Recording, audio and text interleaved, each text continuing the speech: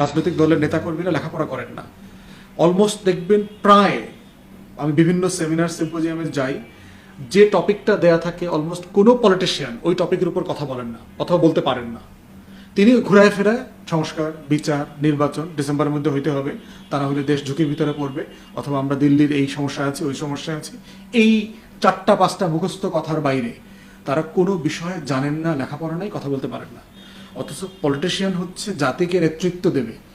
তিনি যদি পথ খুঁজে না পান, তিনি যদি অমাবস্যার অন্ধকারে হারায়া যান, পূর্ণিমার চাঁদ উঠবে কিভাবে? এই জন্য হচ্ছে এই জাতির কপালে কখনো পূর্ণিমার চাঁদ ওঠে না, তার আমাবস্যাটাই শেষ হয় না।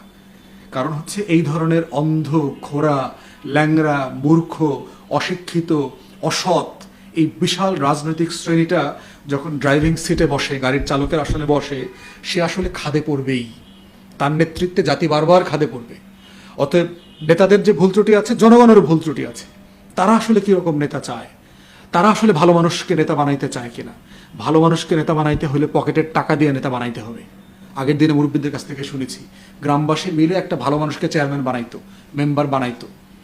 কারণ তারা জানে কোন মানুষটা আসলে চুরি করবে আর কোন মানুষটা ক্ষমতা থাকলে আমাদের সাহায্য করবে।